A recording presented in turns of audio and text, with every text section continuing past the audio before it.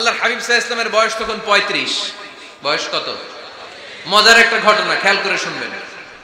বয়স কত? 35। কাবা ঘরের পুনর্নির্মাণ হবে। কাবা ঘরের 4টা কর্নারের একটা কর্নার আছে আর রুকনুল হাজারিল আসওয়াদ, যেখানে হাজরা আসওয়াদ পাথর থাকে, ওইটাকে সরানো হয়েছে। এখন কাবা ঘরের নির্মাণ শেষ, ওই হাজরা আসওয়াদ পাথর নিয়ে এটার কর্নারের মধ্যে সেট করা হবে। কিন্তু কে রাখবে? কারণ হাজরা আসওয়াদ তো যেন তেন পাথর নয়, জান্নাতি পাথর। কিয়ামতের দিন এই পাথরের ভেতরে আল্লাহ একটা জিহ্বা দিবে, 2টা চোখ দিবে। এই পাথর বলবে, আল্লাহ এই লোকগুলো আমারে চুমু দিয়েছিল, এর উসিলায় আজকে তুমি তার জান্নাতে ঢুকায় দাও।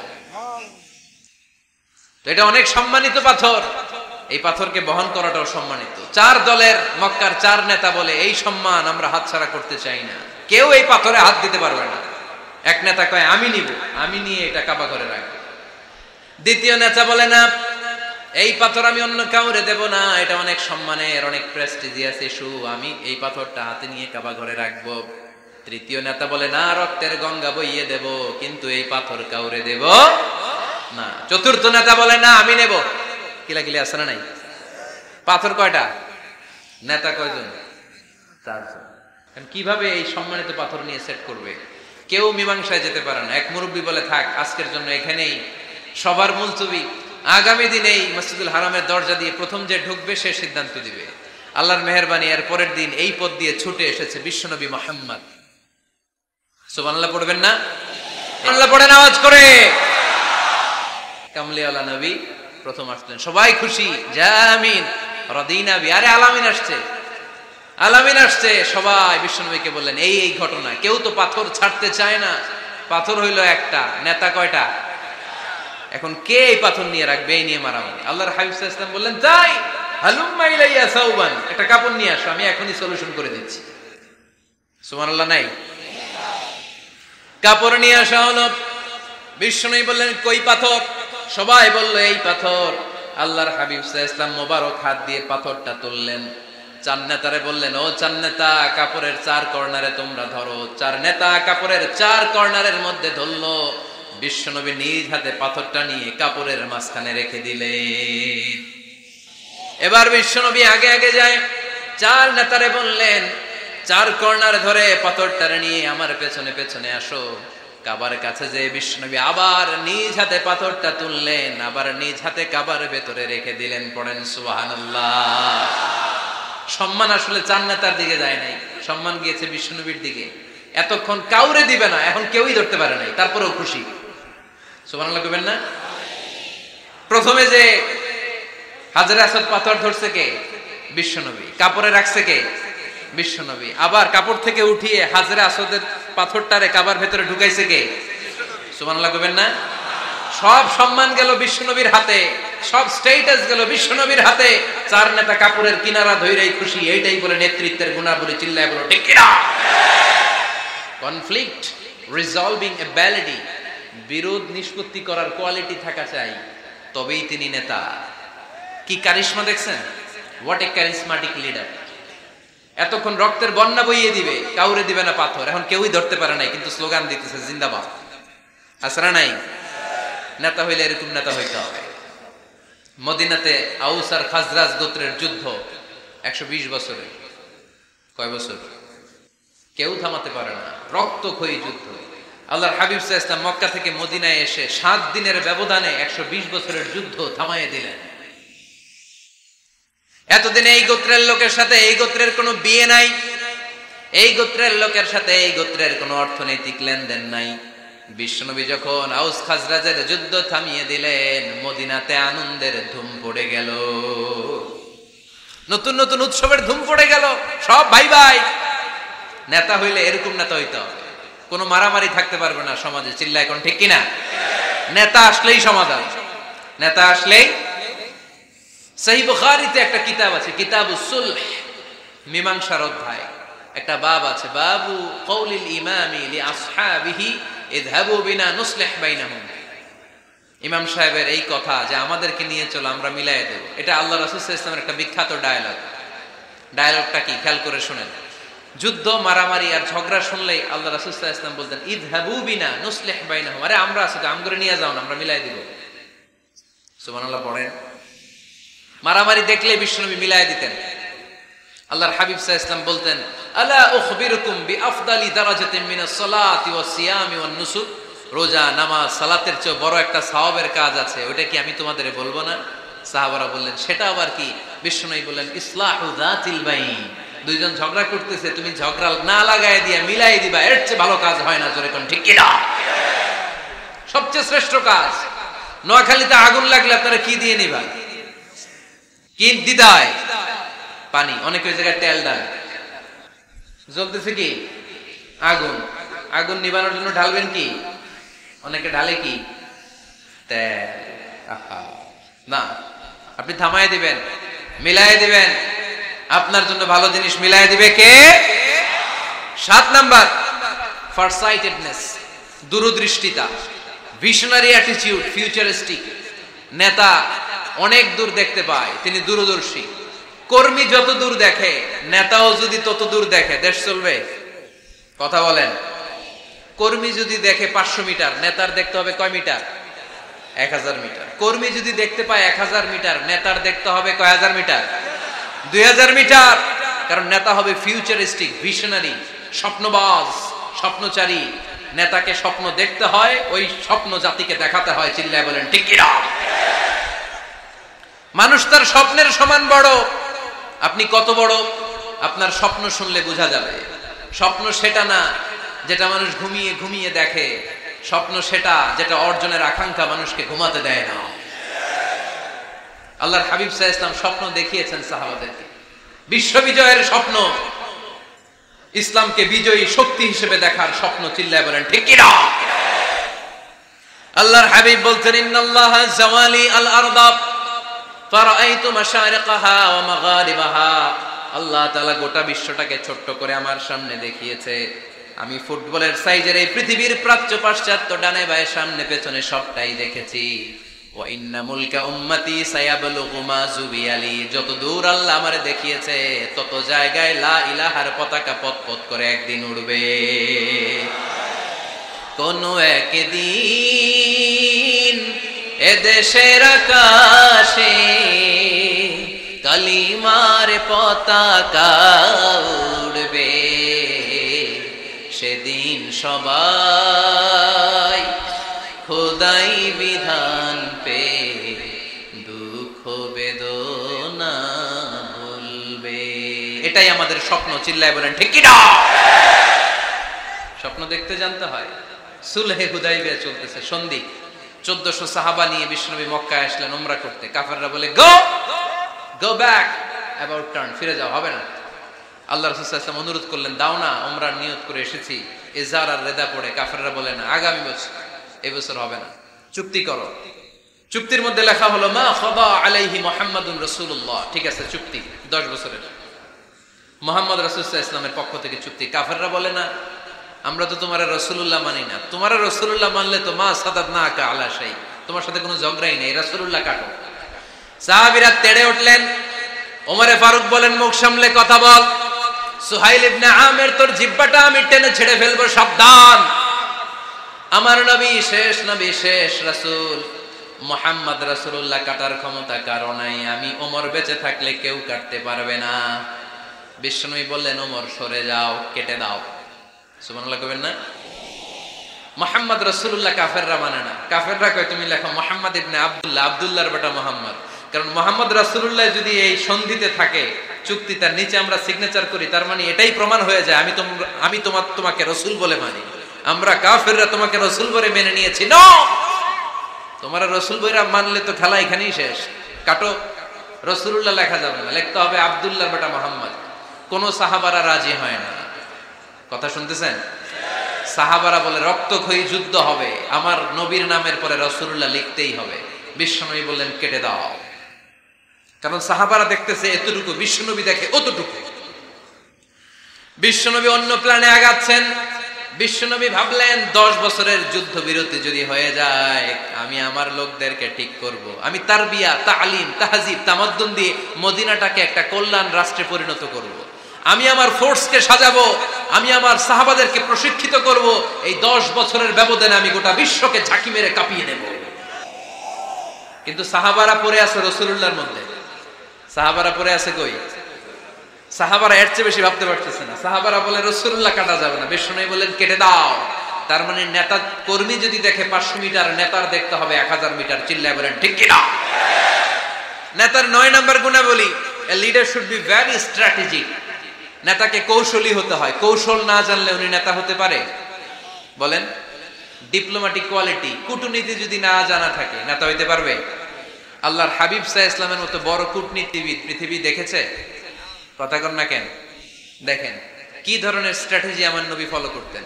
আমার নবী যদি যুদ্ধ করতে কোথাও যেতেন, অ্যাটাক করবেন ডান দিকে, অ্যাটাক করবেন কোন দিকে? খায়বার অ্যাটাক করবেন, খায়বার ডানে। বিশ্বনবী বের হতেন মদিনার বাম দিক দিয়ে। যাবেন কই? ডানে। আওয়াজ করে বলেন যাবে কই? কিন্তু মদিনা থেকে বের হইতেন কোন দিক দিয়ে? বাম দিক দিয়ে। লোকেশন আর ডাইরেকশন কখনো কারোর সাথে শেয়ার করতেন না। উনি কই যাচ্ছে কেউ বুঝতো না। বাম দিক দিয়ে বের হয়ে অনেক ঘুরে তারপরে ডান দিকে যেতেন। সুবহানাল্লাহ পড়বেন না? অ্যাটাক করার সময় 3টা অপশন দিতেন, choose any of the options. যে বলতেন নাম্বার 1 আসলিম তাসলাম, ইসলাম মানো, ভাই ভাই আমার হৃদয়ে চলে আসো, তোমরাও ভাই আমরাও ভাই, দুনিয়াতেও শান্তি আখিরাতেও শান্তি। এটা যদি ভালো না লাগে, option 2 you pay the tax, we provide you the security. তোমরা ট্যাক্স দিবা, আমরা তোমাদেরকে সিকিউরিটি দিব।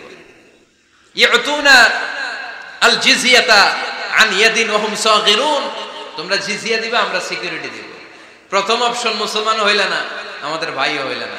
দ্বিতীয় অপশন ট্যাক্সও দিবা না, কাফির থাকতে মনে চায় থাকো, খ্রিস্টান থাকো, ইহুদি থাকো, ধর্মান্তরিত হওয়া লাগবে না, খালি ট্যাক্স দিবা, ওইটাও ভালো লাগে না। 3 নাম্বার অপশন হচ্ছে the sword will decide what gonna happen among আস, তলোয়ার ফয়সালা করবে এখন কি হবে। সুবহানাল্লাহ কইবেন না? প্রথমেই যেই কোথাও অ্যাটাক করতেন বিশ্বনবী, সবসময় ডিফেন্সিভ মোডে থাকতেন, আত্মরক্ষার মোডে থাকতেন। আক্রমণ করা হলে মেনে নিতেন, ধৈর্য ধারণ করতেন। ধৈর্যের সীমা যখন ছাড়িয়ে যেত তখন বিশ্বনবী হাত তুলতেন। চিল্লায় বলেন ঠিক কি না? যুদ্ধের ময়দানেও যখন সেনাপতি পাঠাতেন বলতেন খবরদার নারীদের গায়ে হাত তুলো না, বৃদ্ধাদেরকে মেরো না, শিশুদেরকে মেরো না, ওই এলাকার পাদ্রীদের গায়ে হাত তুলো না, ওই এলাকার গবাদি পশুগুলোকে হত্যা করো না, গাছপালাগুলো ধ্বংস করো না। তোমাদের বিরোধী যোদ্ধারাও যদি তলোয়ার রেখে দিয়ে হাত তুলে বলে আল আমান, সিকিউরিটি সিকিউরিটি, আমরা আমান চাই, নিরাপত্তা চাই, তাকেও মেরো না। সুবহানাল্লাহ পড়বেন না? গোটা বিশ্বকে সভ্যতা শিখিয়েছেন। মক্কা বিজয়ের পরে গণধর্ষণ করেন নাই, গ্রামকে গ্রাম তিনি জ্বালিয়ে দেন নাই, হাজার হাজার লক্ষ লক্ষ শত্রুকে এক বাক্য দিয়ে ক্ষমার ঘোষণা দিয়েছেন। চিল্লায় বলেন ঠিক কিনা? As a father, as a teacher, as a commander, as a leader, as a lawgiver, as a lawmaker, as a reformer of the society, Muhammad is the superman of the world. আওয়াজ করে পড়তে হবে আল্লাহু আকবার। কূটনীতি কারে বলে? Diplomacy কারে বলে? স্ট্র্যাটেজিক অ্যাটিটিউড কারে বলে? শিখে নেন। বদরের প্রান্তরে বিশ্বনবী সাল্লাল্লাহু আলাইহি ওয়াসাল্লাম উপস্থিত হলেন। ওই যে কাফেরদের তাবু, কাফেররা আসছে 3 দিন আগে, মুসলিম সৈনিকরা পৌঁছলেন 3য় দিন। এসে বিশ্বনবী সাল্লাল্লাহু আলাইহি ওয়াসাল্লাম সবাইকে বললেন কত হতে পারে কাফের, কেউ বলতে পারে না। 2 জন রাখাল পেয়ে জিজ্ঞেস করলেন, এই রাখাল কয়দিন ধরে আছো? আমরা 1 সপ্তাহ ধরে বদরে আছি। শুনতেছেন? শুনতেছেন? উনি বললেন ওই যে কাফেররা যে আসছে কয়দিন আগে? কয় 3 দিন আগে। 3 দিন আগে। কত হবে সংখ্যা? কলু কাসীর, অনেক। কত হইতে পারে? রাখাল 2 টাকা জানি না। আল্লাহ রাসূল সাল্লাল্লাহু আলাইহি ওয়াসাল্লাম চিন্তায় পড়ে গেলেন, কারণ ওনার যুদ্ধে অ্যাটাকের সিস্টেম ছিল শত্রু সংখ্যা কত এটা আমাকে জেনে নিতে হবে। সুবহানাল্লাহ পড়বেন না? অনেক কৌশল হাতড়িয়ে এবার বিশ্বনবী আবার রাখাল 2 টাকে ডেকে পাঠালেন। বললেন কাম ইয়ানহারুনা কুল্লা ইয়াউম, ওরা আসার পর থেকে প্রতিদিন খাওয়ার জন্য কয়টা করে উট জবাই করে? এবার ওরা বলল প্রথম দিনে ইয়াউমান তিসআন, প্রথম দিন খাওয়ার জন্য উট জবাই করেছে 9টা। ওয়াফিল ইয়াউমি সানি 10, আর দ্বিতীয় দিনে উট জবাই করেছে 10টা। বিশ্বনবী বললেন তাই ইদান আল কওমু মা বাইনা 900 ওয়াল আলফ, তাহলে কাফেররা 900 থেকে 1000 এর মধ্যে হবে। কত ছিল কাফেরের সংখ্যা? বদরের যুদ্ধে কাফেরের সংখ্যা ছিল কত? 1000। কিভাবে নমুনা দেখে আলামত সংগ্রহ করতেন? ওরা কয়টা উট জবাই করেছে 2 দিনে প্রথম দিন 9টা, দ্বিতীয় দিন 10টা। বিশ্বনবী হিসাব মিলাই ফেললেন যোগ বিয়োগ দিয়ে, কাফেরের সংখ্যা 900 থেকে 1000-এর মধ্যে হবে। হিসাব করে দেখা গেল 1000 সৈনিক এসেছিল সেই বদরের যুদ্ধে। চিল্লায় বলো আল্লাহু আকবার। স্ট্র্যাটেজি জানতে হয় না, তাকে কৌশল জানতে হয়। সর্বশেষ নেতার যে গুণ, এটা বলে শেষ করব, সাকসেশন ম্যানেজমেন্ট। নেতা ভালো নেতা বানায়া যায়, ঠিক কিনা? A good leader produces a good leader. একজন ভালো নেতা তখনই ভালো নেতা যখন সে নতুন করে ভালো নেতা তৈরি করে দিয়ে যায়, ঠিক কিনা? সে যদি নতুন নেতৃত্ব তৈরি করে দিয়ে না যায়, সমাজ চলবে? চলবে? এটাকে বলে দি সাকসেশন ম্যানেজমেন্ট।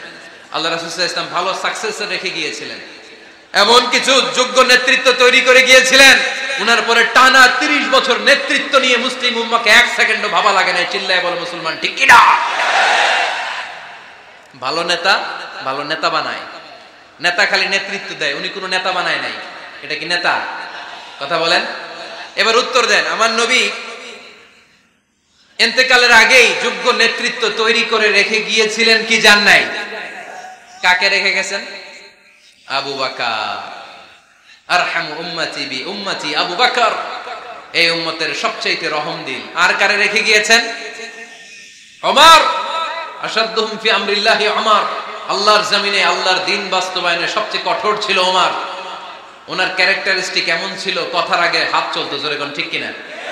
আল্লাহর হাবিব সাল্লাল্লাহু আলাইহি ওয়াসাল্লাম বলতেন, লা নাবিয়্যা বা'দি ওয়ালা রাসূলা, আমার পরে নবীও নাই রাসূলও নাই, তবে লাউ কানা বা'দি লাকানা ওমর, আমার পরে যদি নবী হওয়ার যোগ্যতা কারো থাকে, আমার ওমরের সেই যোগ্যতা আছে। প্রভু তুমি বলেছো রাসূল দেবে না, বলনি দেবে না ওমর, বলনি দেবে না হামজা তারি, খালিদ বিজয় সমর। প্রভু তুমি বলেছো রাসূল দেবে না, বলনি দেবে না ওমর, বলনি দেবে না হামজা তারি, খালিদ বিজয় সমর। প্রভু তুমি বলেছো রাসূল দেবে না। সুবহানাল্লাহ পড়েন।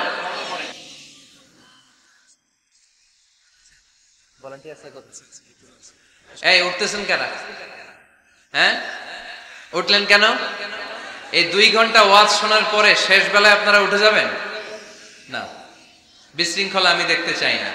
একটা লোক প্যান্ডেলে আওয়াজও করবে না, উঠতেও পারবে না। আমার নবী নিজেও ছিলেন শ্রেষ্ঠ নেতা, রেখেও গিয়েছেন শ্রেষ্ঠ নেতা। চিল্লায় বলেন ঠিক কিনা? সাইয়েদনা আবু বকর শিক্ষিত করে ওনাদেরকে রেখে গিয়েছেন, তাই মুসলিম উম্মার নেতৃত্বে সংকটে পড়া লাগে নাই। জোরে কোন ঠিক কিনা? জি। তো এইজন্য আমরা চাই আমাদের একটা সেন্ট্রাল লিডারশিপ থাকুক, কেন্দ্রীয় নেতৃত্ব, যেই নেতাদের নেতৃত্বে আমরা সামনের দিকে যাব। যে 10টা পয়েন্টস আমরা শুনলাম, আমাদের সব নেতাদের এই গুণগুলো থাকার দরকার আছে না নাই? এই গুণগুলো আমলে নিয়ে মুসলিম উম্মার এই নেতৃত্বের সংকট যেন আমরা কাটিয়ে তুলতে পারি। আল্লাহ তুমি তৌফিক দান করো, আমরা পড়ি আমিন। এখানে বিশাল একটা প্রতিষ্ঠান আছে, এই বিশাল প্রোগ্রাম থেকে শুরু করে অনেক খরচ ওনাদের হয়েছে। স্বেচ্ছাসেবক ভাইয়েরা তাদের সময় মাত্র 2 মিনিট, এই 2 মিনিটে প্যাকেট নিয়ে আপনাদের সামনে যাবে। যার যতটুকু সুযোগ হয়, আমরা কেউ বাদ যাব না। এই প্রোগ্রামের জন্য এবং এই বিশাল মাদ্রাসার জন্য আমরা মুক্ত হস্তে দান করে যাব। এই উঠতেছেন কেন? উঠলেন কারা কারা? এদিকে তাকান, যারা উঠছেন এদিকে তাকান, দেখি তাকান তাকান। আমরা দোয়া ছাড়া কেউ যাব না। যাবেন? ভদ্র, নোয়াখালীর ছেলেরা অনেক ভদ্র। বসেন। সুন্দর সুন্দর ঘোষণা আছে কয়েকটা, সুন্দর সুন্দর ঘোষণা। এতক্ষণ তো প্লে কার্ড দেখাইছো, উই লাভ আজহারি। এখন উঠলে হবে? কতটুকু লাভ করো আজহারিরা দেখবো। বসো। একটা উঠতে পারবে না। আমার ভাই রফিকুল্লাহ আফসারি ভাইয়ের অসাধারণ কিছু বই আছে, অনেকে খুঁজে কোত্থেকে পাবে। আজকে এখানে আছে, যাদের দরকার আপনারা নিয়ে যাবেন। আমি নিজেও ওনার একজন ভক্ত, ওনার লেখার ভক্ত। আমি নিজেও ওনার লেখার পাঠক। অসাধারণ লিখেন। কি যেন একটা দেখলাম, নানা আলেম নানা মতে, আমি যাব কোন পথে? আলেমরা নানান মতে, পাবলিক যাবে কোন পথে? আলেমরা নানান মতে, পাবলিক যাবে কোন পথে? তো সুন্দর সুন্দর বই আছে, এগুলো আপনারা নিয়ে যাবেন। স্টেজে উপস্থিত আছেন নোয়াখালী জেলার এডিশনাল এসপি। কই উনি? আপনি? মাশাআল্লাহ মাশাআল্লাহ। কাজী মোহাম্মদ আব্দুর রহিম ভাই না? আলহামদুলিল্লাহ। আপনাদের এই জেলার এডিশনাল এসপি সাহেব আছেন, আমি ওনাদেরকে ধন্যবাদ জানাই যে এত ব্যস্ত মানুষ আমি জানি, তারপরেও ওনারা এই প্রোগ্রামে উপস্থিত হয়েছেন, অনেক শুকরিয়া জানাই। কোম্পানিগঞ্জ উপজেলার ওসি সাহেব আছেন জনাব আরিফুর রহমান ভাই, সাবেক উপজেলা চেয়ারম্যান মিজানুর রহমান